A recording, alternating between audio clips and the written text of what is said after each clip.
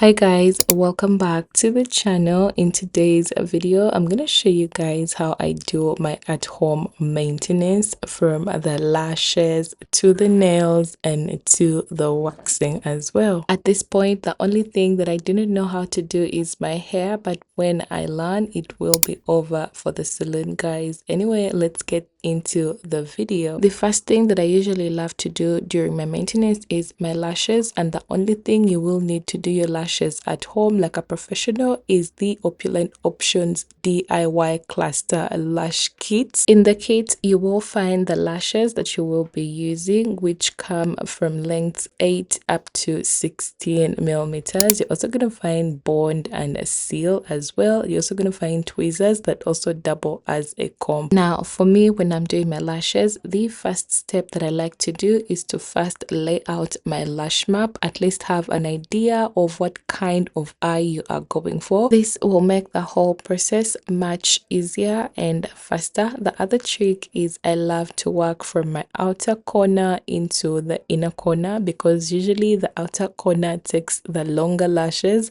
and the inner corner takes the shorter ones. I also like to begin by applying my bond or glue onto the false lash, and then while it's proofing or getting tacky, I go ahead and also apply some bond onto my lashes. But what I do is I do not brush it all through the lash. I just brush it slightly above my lash line, but not all the way through the lash. Now remember, your false lash is already tacky and ready to be applied. I go ahead and pick that up with my tweezers and then apply it onto my lashes, but slightly above the lash line. Do not apply on your lash line because you are going to irritate your eyes. So make sure it's slightly above the lash line. Press it in with your tweezers to make sure it sticks properly, and before you know it, your lash is already on and you are ready to move on to your next cluster. Now make sure it's already mapped out. I did the rest off camera so the video does not be so long, and that is my eye before the lash and that is my eye after the lash. In case you're wondering what eyelash map I used, I did a 16, a 14, a 12, and 10 and an 8. Very nice and easy, and once you master this, you are able to do your lashes in under 10 minutes. And in case you're wondering where baby girl is, she is already asleep, and I figured I could do this after she has slept. Also, if you want to order this lash kit, I'm going to leave the number down below for the Opulent Options lady, so you can call in and order. She also let me know that these are on discount actually, because they are having a sale ongoing since they are relaunching. So just so you know, after you apply your bond and after you've done your lashes, it is very important for you to do the part that requires you to apply the seal, because the seal helps to seal that bond in, and it also helps to take away the tackiness from the bond, so that when you blink your eyes do not stick together. Again, the same way you apply the bond is the same way you apply the seal, only on the lashes, slightly above the lash line, but do not brush it through your lashes. Let the seal dry off before you actually appreciate your final look. Also, not forgetting, remember, you can always call on the number to order yourself this lash kit so you can get your maintenance at home while your little one is sleeping, like I am doing. I totally recommend 10 out of 10, and if well taken care of, these lashes can actually last you up to 2 weeks, just like the ones that are professionally done. Moving on to our next thing to maintain or for maintenance is our wax session. Now, if you have not already noticed, I use this wax heater and the wax cartridge together. As you can see, she is crying and begging for help, but I'm still gonna use her today as well. First things first, you're gonna get your heater and then put your wax cartridge in. Also plug your wax to charge so it can melt to the perfect waxing consistency. This whole process of charging it can actually take you between 30 minutes to an hour depending on how much wax you have left in your wax cartridge. So while that charges, I want to show you guys the different kinds of wax that are available that you can actually use in this heater. We have this pink flavor, We also have this black currant, the one that I'm actually using right now in the heater. We also have the white chocolate. We have the lavender, we have the honey and the aloe vera as well. This wax kit actually comes with waxing paper, that is 100-piece pack of waxing paper, and the heater, of course, also available at Opulent Options. While our wax is charging and melting, we're gonna move on to our nails. Now for the nails, those are the ones that I'm gonna use. I picked these nails up at Chinatown, Lugogo Mall. I actually love the quality of these nails. They are affordable, but the quality is really good, and they also look super nice. Every time I wear nails from Chinatown, I get compliments, and people do not actually realize that they are pressed nails, because that's how good I have gotten at doing my own nails. I also got these toenails from Shein. That is the piece that I have on that has the French toe. And then of course you're gonna need your bond to do your nails, or your nail glue. You're also gonna need some accessories, you're gonna need your tools, and then I'm also gonna need some cuticle oil and top coat for after doing your nails. Now first things first with doing your nails is you need to clean your previous set if you have a previous set on. And to do that, you're gonna need your nail filer, and you're also gonna need your nail cutter.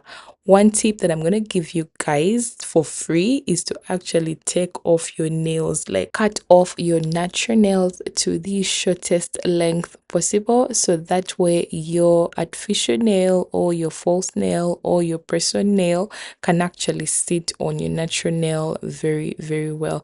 After you have cut off your nails, you're gonna go ahead and file on top of your nail to create that rough surface for which the bond will sit on very well.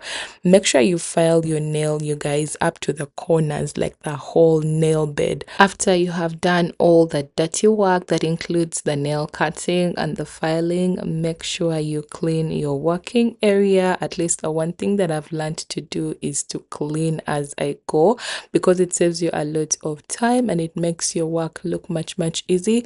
Also, when you are tired from all the work that you have been doing, it will be easy for you to just do a little bit of a touch up here and there, and then your area will be as good as new. Anyway, that aside, it is time to get into the nails. I start to pick out the nails that I'm gonna use, and that's another tip I'm gonna give you guys. What you do is you actually start to pick out your nails. Sometimes the nails, actually all the times, the nails come with a number, and so when you pick a certain nail for a certain finger, another hack that you can do is to use the number on that nail to search for the next nail for the opposite finger, if that makes sense. So go ahead and pick out your nails for your left hand and for your right hand, and make sure the nails you're picking sit properly on your nails. They shouldn't go beyond, or they shouldn't be smaller, because they will pop off immediately. Like they will pop off at any slight convenience if they do not sit well. So this is the most crucial part. Take your time, sit down and measure each and every nail onto the false nail or the press-on nail to be sure that you are doing the right size. Now that you have put everything aside, the other tip that I'm going to give you guys is start with your weakest hand. Let me say, if you are right-handed, use the left hand first to apply nails onto the right hand, because once your weakest hand has the nails already, it's going to be hard to apply on the other hand, if you get what I mean. Yeah, so make sure you do that. Start with your weakest hand to apply on your stronger hand, because once your stronger hand has the nails, it can do the rest of the nails onto the weak hand. Yes, I hope I've explained it very well. I don't know, but I hope it makes sense. So go ahead and apply your bond or your glue onto your false nail or your press-on nail. Make sure you are putting enough glue, not too much, not too less, and then let it sit onto your nail, your natural nail. Press it on there at an angle, you guys. You just don't put it there just like that. You use a certain angle to place it on there, so it can look like it is growing out of your cuticles. Also, the other tip that I forgot to share with you guys is that when you are cleaning your nails during the filing and the nail cutting, make sure you do your cuticle as well, because if your cuticles are not cleaned and you've not created space for the false false nail, it's not going to look nice. It's going to look like it's just sitting on there. But for it to look like it's growing out of your cuticles, you need to do some good cleaning work, and your application needs to be good so it looks like it's growing out of your cuticles. Anyway, that is how the nails looked like after I was done with my first finger. I did love them, but they were not mom friendly at all, you guys. These nails look so nice. They look so good. They are definitely my style before baby.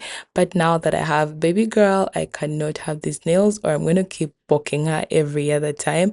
I need to wipe her butt, and I cannot do that with these nails because I'm going to pinch her, and I don't want to do that. So my next step was to keep these aesthetic nails on, but to go ahead and make them mommy friendly. Shout out to the moms that actually have long nails and they are still able to keep up with their mommy chores without hurting their babies, because it could never be me.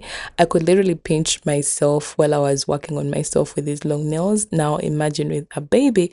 So shout out to you all long nail mommies. Anyway, it is time to go in with my nail cutter and my nail file so I can trim this down to the length that I am comfortable with. And just like that, that is what I had going. Honestly, looking at this right now, they don't look as good on camera, but in person they were giving.